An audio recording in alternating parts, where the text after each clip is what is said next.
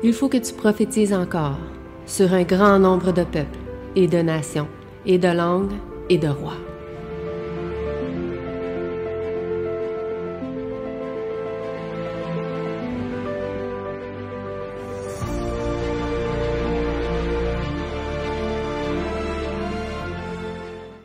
Donc, une autre question qu'on pourrait se poser en lien avec cet Adam, c'est comment pouvons-nous devenir ce nouvel Adam en Christ? Comment peut-on devenir ce nouvel Adam en Christ? En fait, il y a plusieurs passages qui vont nous permettre de comprendre ce sujet. 1 Corinthiens 15, verset 45 nous dit « Suivant qu'il est écrit, le premier homme, Adam, a été fait une âme vivante, mais le dernier Adam est un esprit vivifiant. » Donc, on ne parle pas ici d'un transfert de chair. Ce n'est pas un truc charnel. Ce n'est pas le péché dans la chair qui devient péché sans chair. Non, c'est pas ça. OK? On comprend. Le premier Adam a été fait une âme vivante. Donc, on est tous du premier Adam. On est tous âmes vivantes. On descend tous du premier Adam.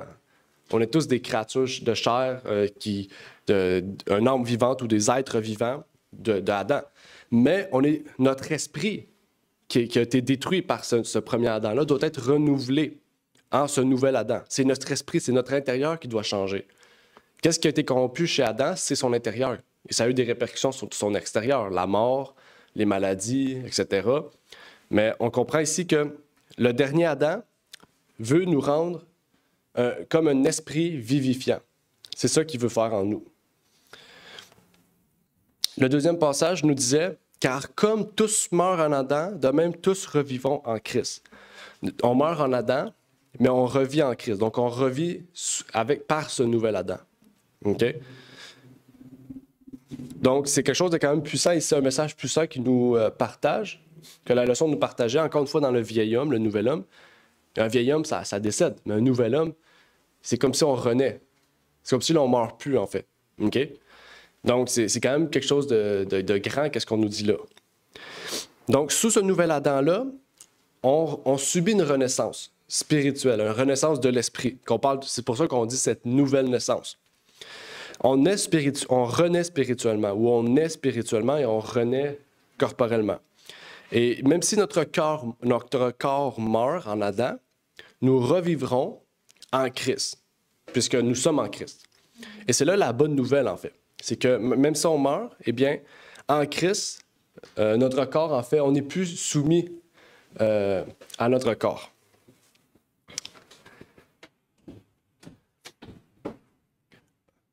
Une autre question prend place, le but, c'est de parler du vieil homme et de notre nouvel homme.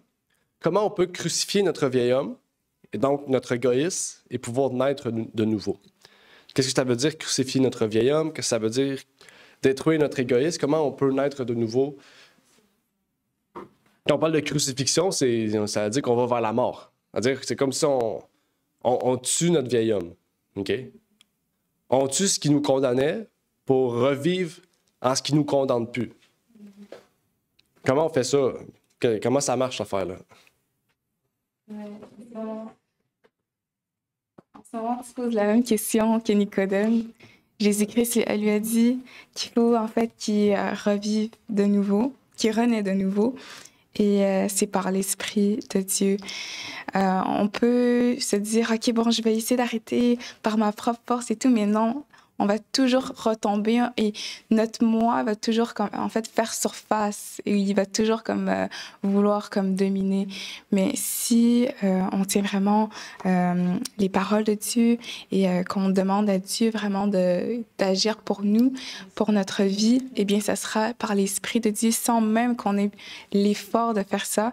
Eh bien, c'est l'Esprit de Dieu qui va vraiment nous guider vraiment à faire en fait, changer notre nouveauté de vie, en fait, notre nouvelle vie, enlever l'homme précédent, le vieil homme, et marcher vraiment comme une nouvelle créature.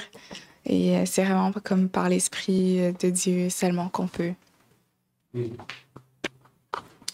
Amen. Est-ce qu'une autre personne aimerait commenter? Je salue ceux qui sont avec nous sur Zoom, qui sont arrivés, Richard, la famille Dubois, le frère Bibiento. Non? OK. Oui.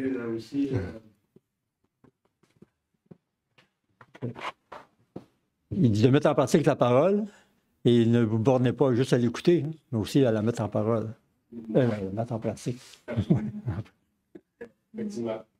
Je vais rajouter à ce que Aramna a dit, comment peut-on alors crucifier notre vieil homme?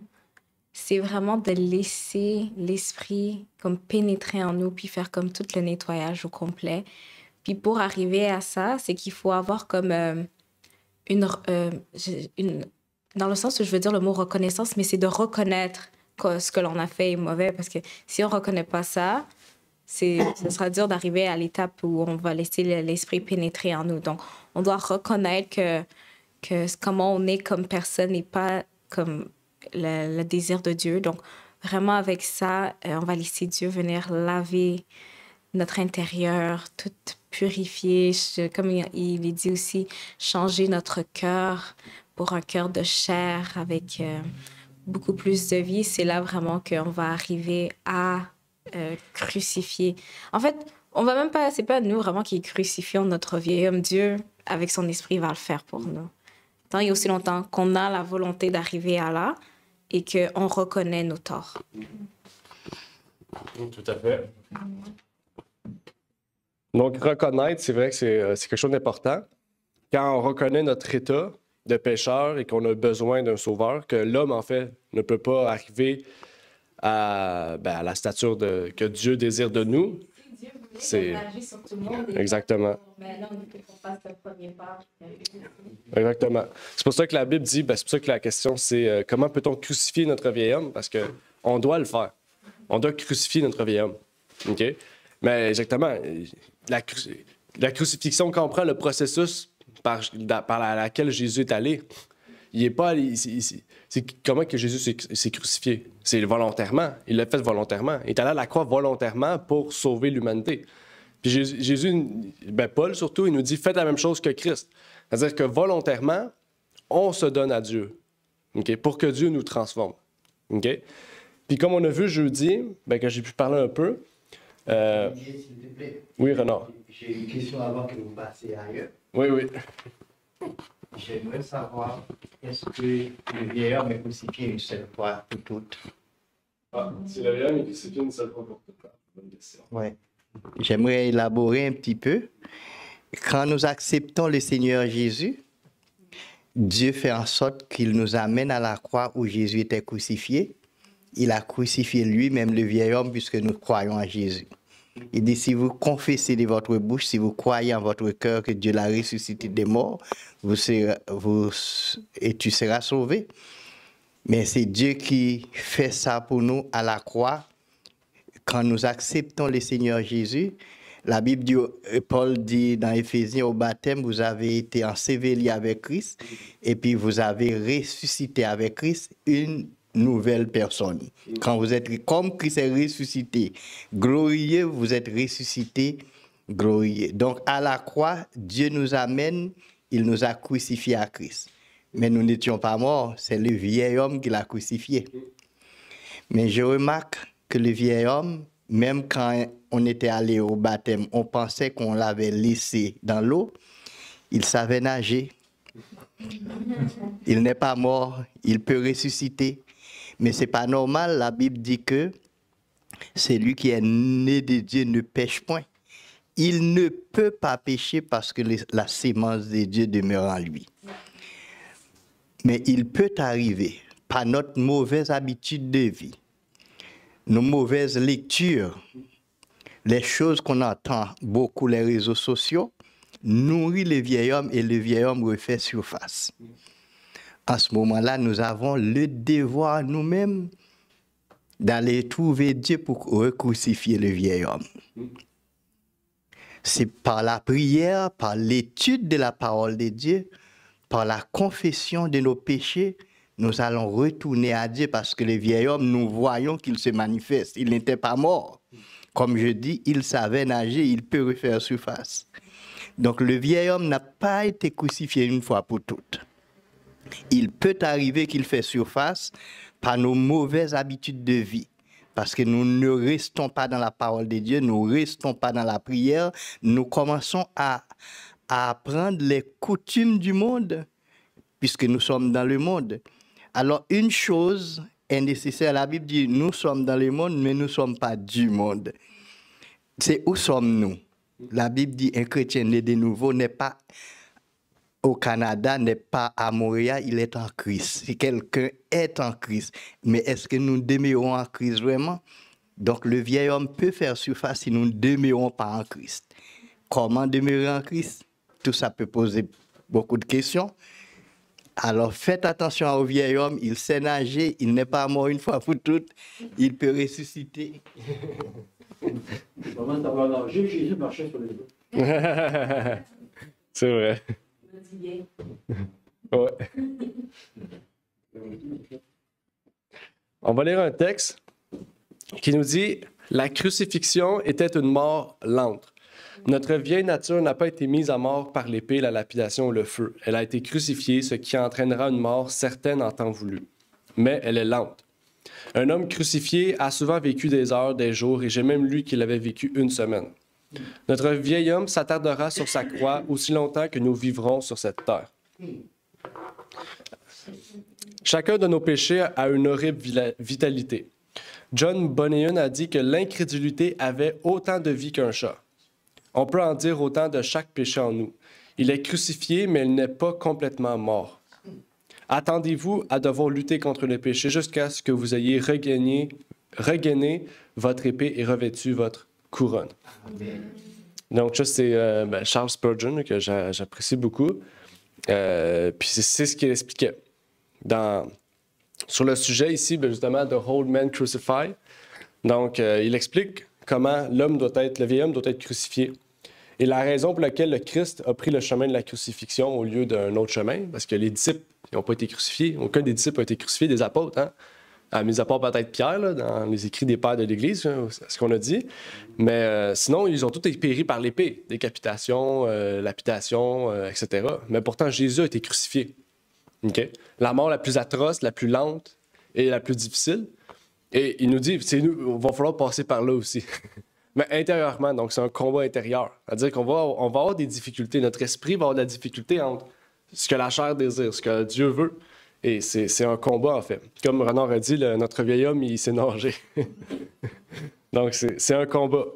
Mais on sait que par la puissance de Dieu, on peut avoir la victoire. Et c'est là, en fait, que réside la vérité. C'est en ça que réside le fait qu'on a la foi, en fait. C'est parce qu'on sait qu'en Jésus-Christ se trouve la victoire. Il dit « Je suis le chemin, la vérité et la vie ». Donc, c'est le seul qui nous permet d'arriver à la pleine stature de Jésus-Christ. Donc, sous ce nouvel Adam-là.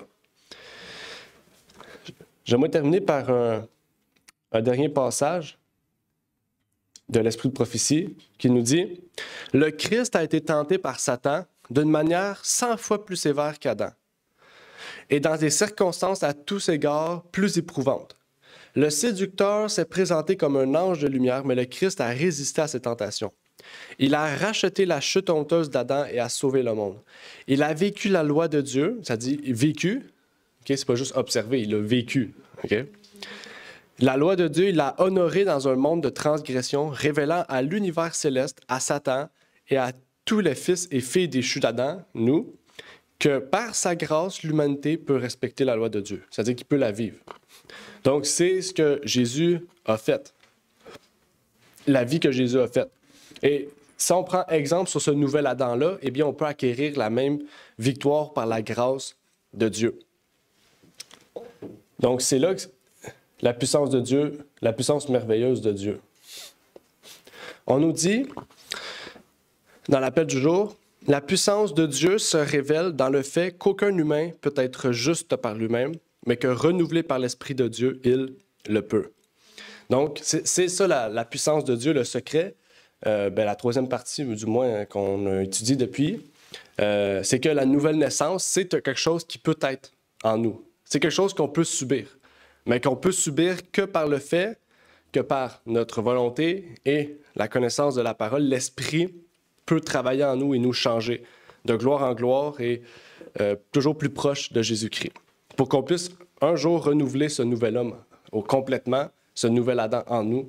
Et il faut que chaque jour, on puisse crucifier, en fait. Crucifier notre moi, crucifier notre vieil homme. Et comme on a lu tantôt, c'est un travail de chaque jour, en fait. C'est un combat qui va être renouvelé chaque jour. Donc, perdez pas courage. Dieu est avec nous. Et si Dieu est avec nous, qui peut être contre nous? Eh bien, personne. Donc, c'est une joie. Je ne sais pas s'il y avait des commentaires, des questions sur Zoom ou en personne. Peut-être dans la leçon, il y a des versets ou des questions qui étaient peut-être mal compris. Je préfère donner un conseil Oui. à ceux et celles qui sont... Est-ce que je dois prendre le micro? C'est toujours mieux. Pour les gens sur Zoom. Ouais. Et YouTube. Ouais. Ce conseil-là va être bon pour tous ceux et celles qui nous écoutent, qui sont sur Zoom ailleurs. Et c'est la raison pour laquelle nous devons rester en prière. Et je conseille à tous ceux et celles qui nous écoutent et d'appartenir à ce réseau de prière, de chercher un partenaire de prière. Et Olivier a parlé quelque chose de renouvellement. Et Jésus, après la nouvelle naissance, il nous reste quelque chose à faire pour que nous restons avec la nature nouvelle, c'est le renouvellement de l'intelligence, le renouvellement de l'esprit. La Bible dit l'homme intérieur, et même quand l'homme extérieur se détruit, apôtre Paul, dans 2 Thessaloniciens chapitre 4, quand l'homme extérieur se détruit, l'homme intérieur se renouvelle de jour en jour. Donc, c'est la nouvelle nature, comme on dit, ça se renouvelle, mais Paul a dit quelque part, soyez transformés par le renouvellement de l'intelligence. Et notre intelligence doit se renouveler, mais comment? C'est par la connaissance de Dieu, par l'étude de la parole de Dieu et par la prière. Savez-vous que moi, j'ai découvert quelque chose, je ne vais pas le dire maintenant, c'est un secret, parce que je vais prêcher dessus plus tard. Et même si je ne le dis pas clair, je vais vous donner un clou. L'homme devait prier plus qu'il mange. L'homme devait passer plus de temps avec Dieu que du temps qu'il passe à son travail. Si l'homme voulait être spirituel, il devait plus prier, il devait nourrir plus son esprit que son corps. Plus que l'homme travaille, bon, peut-être...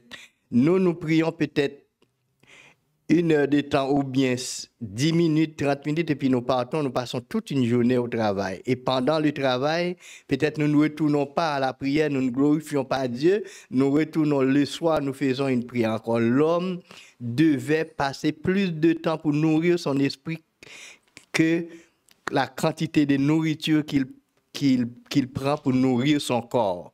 Si l'homme arrive à découvrir ce secret, l'homme serait puissant. Notre esprit devait être nourri et beaucoup plus longtemps, beaucoup plus fort que notre corps. Merci, Honor. Ouais. Donc, on va terminer par la prière pour conclure.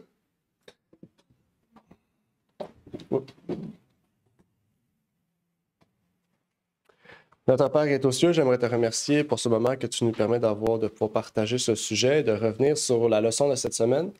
Que tu puisses bénir chacune des personnes ici présentes, Seigneur, qui ont fait le déplacement pour venir à ton Église. Que tu puisses les bénir et permettre, Seigneur, que ton Église puisse grandir et que nous puissions faire tout ce qu'il faut, Seigneur, le temps que tu nous as donné et confié pour pouvoir distribuer, Seigneur, toutes choses et permettre que des personnes puissent connaître ce message merveilleux de la puissance de ta parole, Seigneur, qui nous procure cette joie, cette paix, cette foi, cet amour, Seigneur, que tu veux développer en nous, mais aussi permettre de la partager aux autres aussi. C'est ma prière donc pour ces choses, au nom de ton Fils Jésus. Amen. Amen. Merci d'avoir écouté cette vidéo.